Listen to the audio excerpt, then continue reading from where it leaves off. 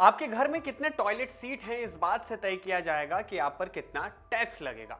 News channel से लेकर social media तक हिमाचल प्रदेश में टॉयलेट सीट की संख्या के आधार पर सीवरेज टैक्स लगाए जाने को लेकर जमकर खबरें चल रही हैं।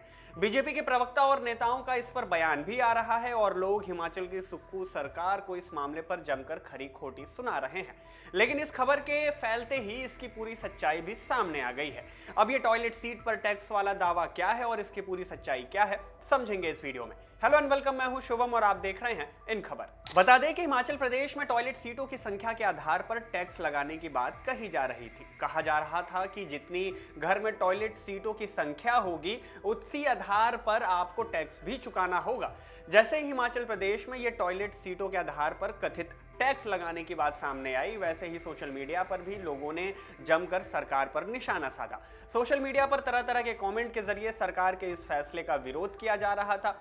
इसी बीच बीजेपी के नेता शहजाद पूनावाला ने भी राहुल गांधी के खटाखट स्कीम पर तंज कसते हुए हिमाचल सरकार के इस कथित फैसले पर जमकर खरी खोटी भी सुनाई।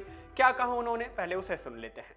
राहुल गांधी का खटाखट मॉडल अब अपने चरम पर पहुंच चुका है, जहां पर दूध, पानी, बिजली, पेट्रोल, डीजल के बाद अब कांग्रेस की सरकार टॉयलेट पर भी टैक्स लगाकर जनता पर मार करेगी। वैसे तो इन्होंने वादा किया था फ्री में ये देंगे, फ्री में वो देंगे, फ्री में पानी देंगे, फ्री में बिजली देंगे, और अब तो आप टॉयलेट भी फ्री में नहीं जा सकते। ये स्थिति कांग्रेस ने कर दी है। इसलिए कहा जाता है कांग्रेस जहां जहां भी आई वहां महंगाई, लूट और बर्बादी लाई। हिमाचल में आज किस प्रकार की आर्थिक स्थिति बन चुकी है कि वहां पर वेतन और पेंशन देने की स्थिति नहीं बची है। वहां पर पेट्रोल डीजल के दाम बढ़ा दिए गए, वहां पर बिजली के दाम बढ़ा दिए गए। अब हिमाचल प्रदेश में जहां पर भारतीय जनता पार्टी की सरकार हुआ करती थी तो हम तो मुफ्त पानी देने की बात करते थे। अब सबको 100 रुपए पानी के कनेक्शन का बिल तो जाता ही है, अब सूरज का बिल भी जाएगा, 30% होगा पानी के बिल का। और उसके अलावा जो शहरी इलाकों में रहते हैं लाखों लोग, उनके टॉयलेट पर अब कांग्रेस की नजर है।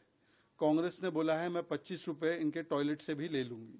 तो कांग्रेस पार्टी जिस प्रकार से काम कर रही है, चाहे हिमाचल हो चाहे कर्नाटक हो, वो जहां जाती है लूट बर्बादी मचाती है, महंगाई लाती है। और महंगाई पर पूरे देश में उपदेश देने वाले राहुल गांधी इस टॉयलेट टैक्स पर कुछ नहीं बोल रहे हैं। मुझे लगता है कि इस आइडिया को फ्लश डाउन कर देना चाहिए।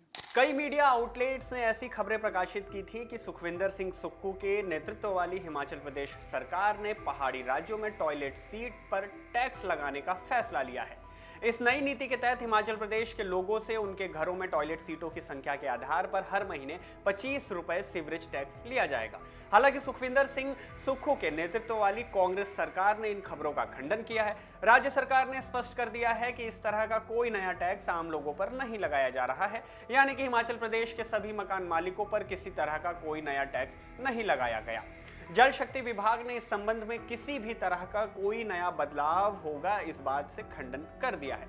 मीडिया रिपोर्ट्स पर हिमाचल प्रदेश सरकार के जल शक्ति विभाग ने कहा कि वर्तमान सरकार द्वारा ऐसी कोई अधिसूचना जारी नहीं की गई है कि भवन मालिक द्वारा लगाई गई सीटों की संख्या के आधार पर सीवरेज कनेक्शन दिए जाएंगे।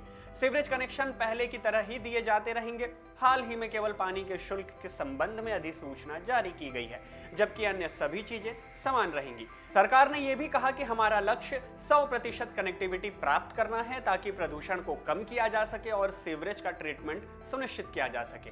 अब यहां ध्यान रखना बेहद जरूरी है कि हिमाचल प्रदेश वर्तमान में वित्तीय संकट का सामना कर रहा है। पिछले महीने राज्य कर्मचारियों का वेतन और पेंशनर्स की पेंशन समय पर नहीं जारी कर पाया था और इसमें 5 दिन की देरी हुई थी। अगस्त में सीएम सुक्खू ने ऐलान किया था कि वो राज्य के मुख्य संसदीय सचिव अगले 2 महीने तक अपना वेतन और भत्ता नहीं लेंगे। उन्होंने विधानसभा के अन्य सदस्यों से भी अपील की थी कि वे स्वेच्छा से अपना वेतन और भत्ता छोड़कर इस आर्थिक संकट से निपटने में राज्य की मदद करें। खैर, आप इस कथित टॉयलेट टैक्स की खबर पर, जिसे अब राज्य सरकार ने नकार दिया है, इस पर क्या राय रखते हैं कमेंट करके हमें जरूर बताएं। देश दुनिया की ऐसी तमाम बड़ी खबरों में बने रहने के लिए आप इन खबर को सब्सक्राइब जरूर कर लें।